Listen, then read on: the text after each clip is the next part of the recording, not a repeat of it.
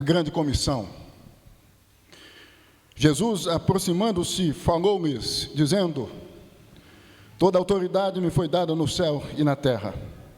Ide, portanto, fazei discípulos de todas as nações, batizando-os em nome do Pai, e do Filho e do Espírito Santo, ensinando-os a guardar todas as coisas que vos tenho ordenado, e eis que estou convosco todos os dias, até a consumação do século. O tema da nossa meditação é características da grande comissão. Características da grande comissão. Deus amado, nós, neste momento, desejamos ouvir tua voz. Deste modo, que tu venhas usar-me, com a finalidade de fazer com que cada irmão, cada irmã que aqui está, ouça unicamente a tua voz. Ó Deus, nós necessitamos ouvir-te. Portanto, que tu venhas falar conosco, em o nome de Jesus. Amém e amém. Características da grande comissão. Antes, irmãos, de nós vermos quais são essas características, eu penso ser importante destacarmos alguns pontos acerca da grande comissão. Deste modo, vejamos. Primeiro ponto, que a grande comissão tem a ver com as últimas palavras do Jesus ressuscitado ou ressurreto aos seus discípulos. Aqui nós temos as últimas palavras do Jesus ressurreto sendo dadas aos seus discípulos, à sua igreja. Segundo ponto, a grande comissão não é uma opção, é um dever. A grande comissão não é uma opção, é um dever. Os verbos ide, fazei, do verso 19, indicam exatamente isto, porque a grande comissão nada mais é do que a ordem de Jesus, endereçada aos seus discípulos, à sua igreja, para que os mesmos viessem a fazer discípulos, a evangelizarem, a falarem de Jesus. Deste modo, nós temos que entender que a grande comissão não é uma opção, é um dever. Igreja que não cumpre a grande comissão, igreja que não está atenta a esta ordem de Jesus, está andando na contramão da vontade de Jesus. Nós temos que entender que não tem a ver com opção, tem a ver com dever. Jesus nos ordena, Jesus nos conclama a propagarmos o santo e bendito Evangelho com a finalidade de fazermos discípulos. Não é uma opção, é um dever. É certo, irmãos, que às vezes nós não entendemos que tem a ver com um dever, já que muitas vezes nós deixamos de atender esta convocação de Jesus. Muitas vezes nós nos esquecemos de fazer o que Jesus ordena aqui, em Mateus 28, versos de 18 a 20. Dito isto, passemos a ressaltar as características da grande comissão. Quais são estas características? Presta atenção. Primeira característica é que a grande comissão se fundamenta na autoridade de Jesus. A grande comissão se fundamenta na autoridade de Jesus. É o que destaca o verso 18. Jesus, aproximando-se, falou-lhes, dizendo: toda autoridade me foi dada no céu e na terra. Isso significa que quando a igreja de Jesus na terra sai com a finalidade de propagar o próprio Jesus, que a mesma não está fundada em si mesma, mas em Jesus. A autoridade é de Jesus. O que significa? Significa que nós estamos cônscios e cônscias de que, quando sairmos com a finalidade de cumprirmos esta ordem de Jesus,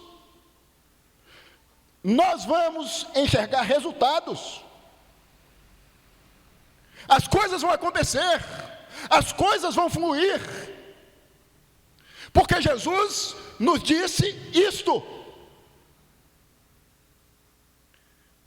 Nós não podemos ficar com receio, com medo, temerosos de nos apresentarmos como mensageiros do Evangelho do Senhor Jesus, ou do próprio Jesus. Porque nós estamos cercados, nós somos guardados pelo próprio Jesus. Esta é a primeira característica da grande comissão. Se fundamenta na autoridade de Jesus. A igreja sai em nome de Jesus, fundada em Jesus,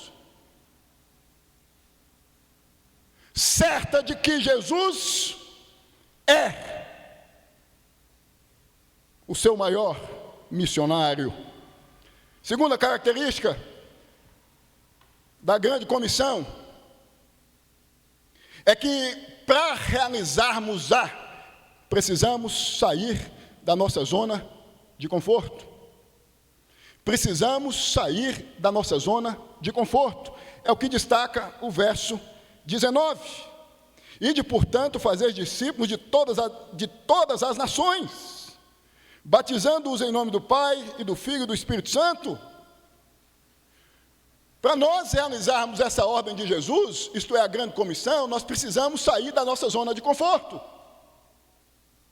Nós precisamos nos movimentar, nós precisamos agir, nós precisamos caminhar, nós precisamos nos doar e muitas vezes nos sacrificar. Nós precisamos entender que, para atendermos esse chamado, nós precisamos sair da nossa zona de conforto. Me vem à mente algumas personalidades que têm a ver com as missões modernas, como William Carey, missionário batista, britânico, que atuou na Índia, no fim do século XVIII, início do século XIX. Isso porque, meus irmãos, este homem se sacrificou, se doou, se entregou. Inúmeras perdas Carey viveu, com a finalidade de atender a grande comissão, a ordem de Jesus. Esse homem se destacou na Índia, é considerado o pai das missões modernas. Sacrifício, saiu da sua zona de conforto, de uma região rica, próspera, um homem bem-sucedido em seu país, que resolveu sair da sua zona de conforto e se tornar um discípulo de Jesus, cujo propósito foi fazer discípulos para Jesus. Segundo personagem, Adoniran Judson, missionário norte-americano que atuou na Birmânia no século XIX. Adoniran Judson, talvez, dentre tantos missionários do século XIX, foi o que mais marcou a história das missões no século XIX. Adoniran Judson se dedicou a propagar o Evangelho em uma terra estranha, na Birmânia. Um homem que se entregou, que se sacrificou para apresentar o Evangelho neste país, não foi bem quisto. já que foi preso em 1824, ficou preso de 1824 a 1825, maltratado na prisão, torturado na prisão, pisoteado na prisão, se sacrificou, se doou, saiu da sua zona de conforto. Irmãos, muitas vezes nós estamos acomodadas. A gente entende que servir a Deus, que atender ao chamado de Jesus, tem a ver com nos restringir às realidades culticas, dominicais. A gente se esquece que é preciso pôr o pé além da nossa zona de conforto. É preciso, muitas vezes, abrirmos mão do que é importante para nós. Existem inúmeros exemplos de homens de Deus, de mulheres de Deus, que marcaram, até com a própria vida, a história das missões modernas, como William Carey e Adoniran Judson. Se você deseja cumprir esta ordem de Jesus, você precisa entender, em segundo lugar, que você precisa sair da sua zona de conforto. Talvez a sua zona de conforto seja o seu bairro, seja a sua vizinhança, seja a sua casa. É preciso, irmão, entendermos, irmãos, entendermos isto. Antes desses dois homens, portanto, no século XVIII, início do século XVIII, por volta de 1722 a 1724, na Alemanha, surgiu um movimento conhecido como o movimento que se voltou às missões estrangeiras, o movimento dos irmãos morávios. Estes irmãos, às vezes se vendiam como escravos, com a finalidade de evangelizarem os escravos nas senzalas. Eram tratados como escravos, eram marginalizados, pisoteados, como os escravos eram. Saíram da sua zona de conforto. A igreja precisa entender que ela precisa sair da sua zona de conforto, da sua realidade que se restringe às suas quatro paredes. Ela precisa se movimentar, ela precisa agir, ela precisa avançar, se ela deseja fazer discípulos e batizar esses em nome do Pai, do Filho e do Espírito Santo. Terceira característica da grande comissão é que o alvo da sua ação evangelística ou de fazer discípulos é todos, independente da cor, da raça. É o que destaca o verso 19. E de, portanto, fazer discípulos de todas as nações.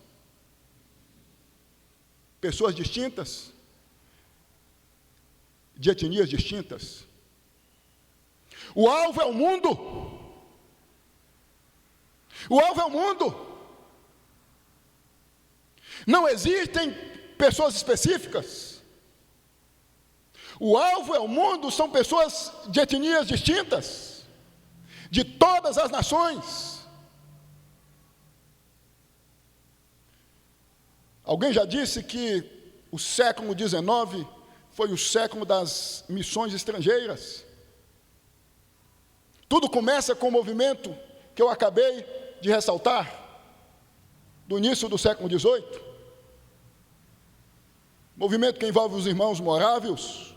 A consciência da grande comissão, a consciência de que esta é uma das características da grande comissão, da ordem de Jesus, propagar o evangelho, apresentar Jesus a etnias distintas, a povos distintos.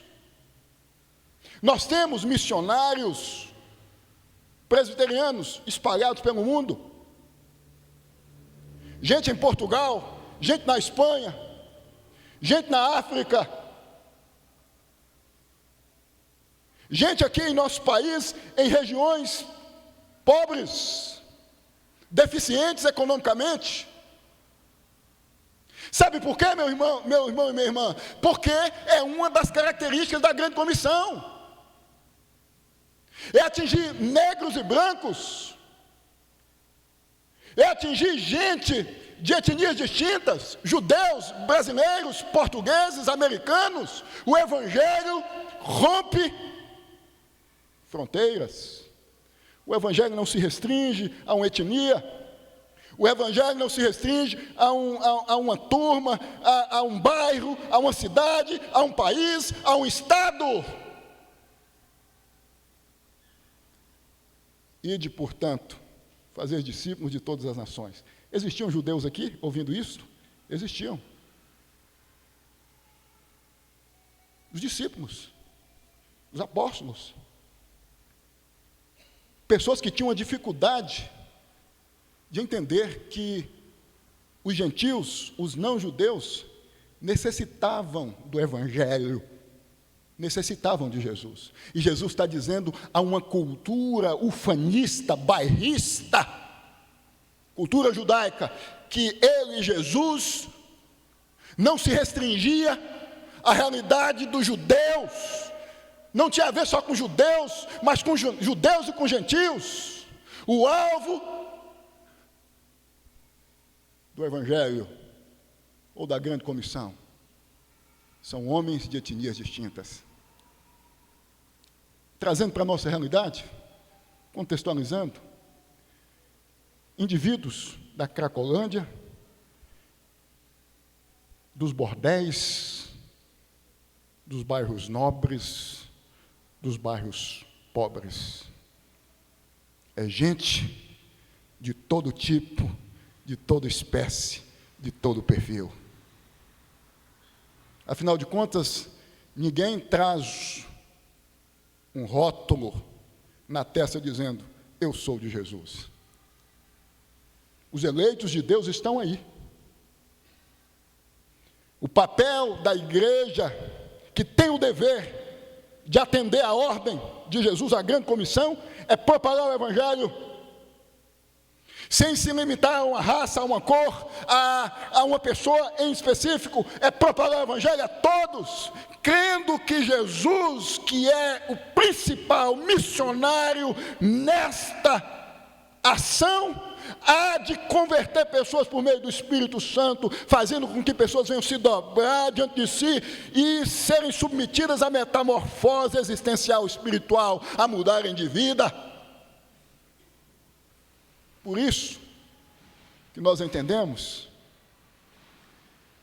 que não existe pessoa que o Evangelho não venha mudar, sendo esta pessoa destinada a ouvir por Deus e aceitar, mediante a ação do Espírito Santo em seu coração, o Evangelho bendito do Senhor Jesus. Aqui nós entendemos que a igreja não tem que ter preconceito. Aqui nós entendemos que a igreja não tem que discriminar ninguém. Aqui nós entendemos que a igreja tem que estar de portas abertas e que a ação de propagar o Evangelho tem que estar na vida da igreja, permeando a consciência da igreja, de que todos, independente da etnia, independente da cor, independente da raça, independente da condição, devem ouvir o Evangelho do Senhor Jesus.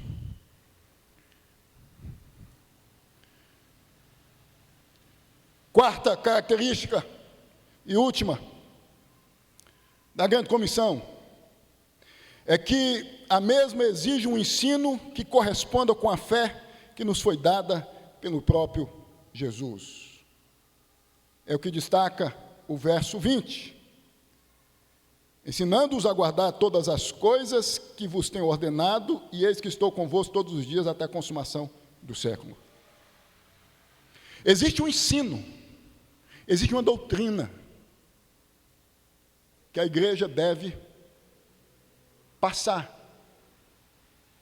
na ação de fazer discípulos e, por conseguinte, batizar esses em nome do Pai, do Filho e do Espírito Santo. Um ensino que Jesus deixou. A palavra de Deus, o santo e bendito Evangelho.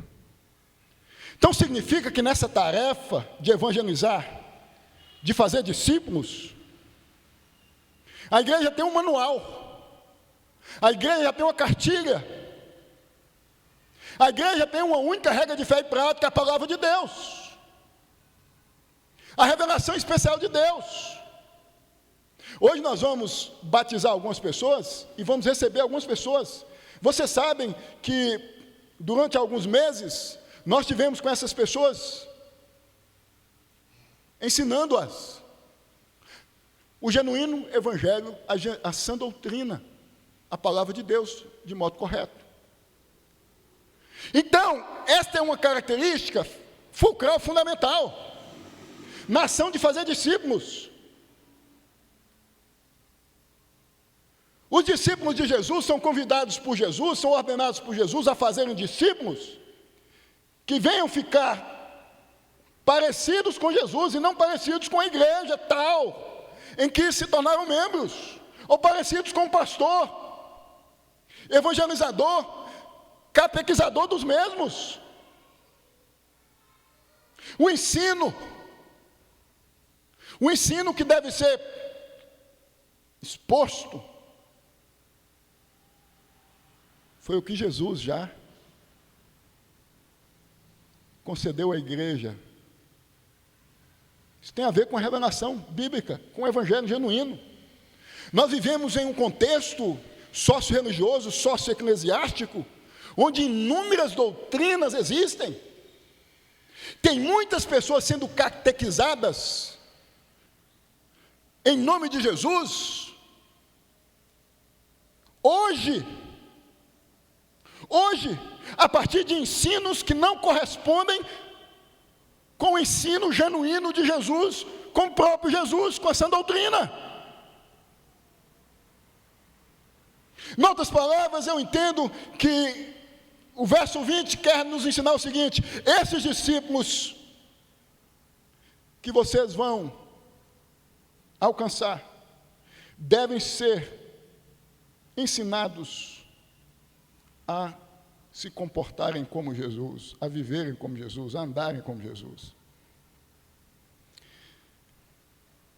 Eu concluo esta mensagem, já que hoje nós temos Santa Ceia e Batismo, ressaltando, meus irmãos, o seguinte: se nós desejamos, enquanto igreja, crescermos, desenvolvermos, nós precisamos entender que a grande comissão não é uma opção, é um dever. Nós precisamos entender que precisamos fazer discípulos de Jesus neste bairro, nessa circunvizinhança, nessa cidade. Não há a possibilidade de uma igreja crescer em qualidade e em quantidade sem cumprir a grande comissão, sem cumprir a ordem de Jesus.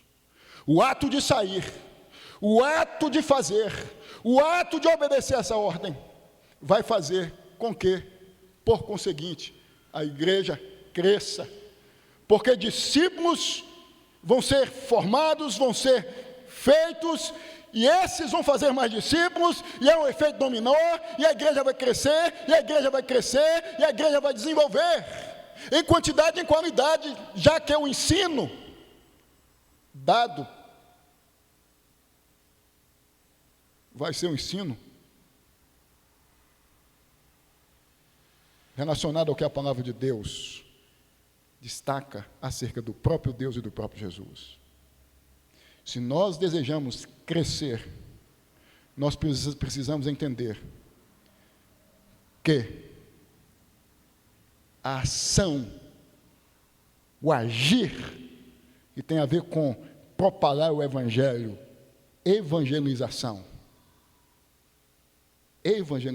é agir, é propagar o evangelho. Nós temos que sair da nossa zona de conforto, confiados no poder de Jesus. Fincados no poder de Jesus. Certos de que na evangelização, ou certos de que quando propagarmos o Evangelho, o Espírito Santo há de aplicar o Evangelho em corações selecionados por Deus, desde a eternidade, para receber o Evangelho. Que Deus possa, meus irmãos e minhas irmãs, fazer com que venhamos a entender. Os discípulos, em ouvindo esta ordem de Jesus, cheios do Espírito Santo, evento de Atos capítulo 2, saíram, anunciaram o Evangelho, e a igreja cresceu, e a igreja cresceu, e a igreja desenvolveu. A primeira igreja presbiteriana em Carapicuíba precisa entender que a grande comissão não é uma opção, é um dever. Igreja que não evangeliza, igreja que não faz discípulos, igreja que não batiza,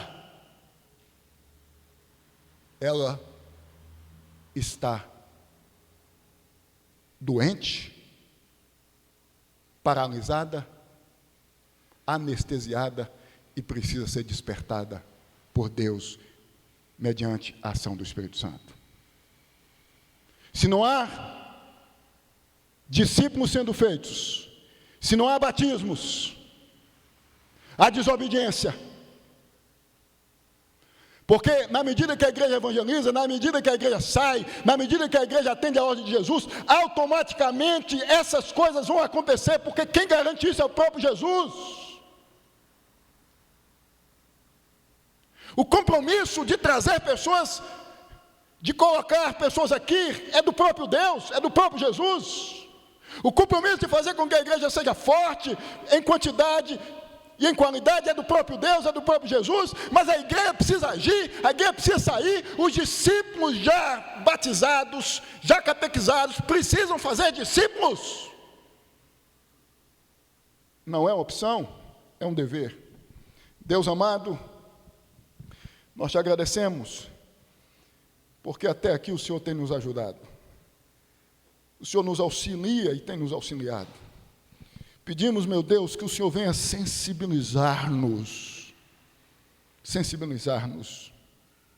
para que estas palavras venham impulsionar-nos cada vez mais, e isto seja transformado em atitude onde o Evangelho vai ser propagado, vai ser anunciado. Discípulos vão ser feitos, vão ser batizados. Ajuda-nos, Deus, a obedecermos a sua voz, o seu comando.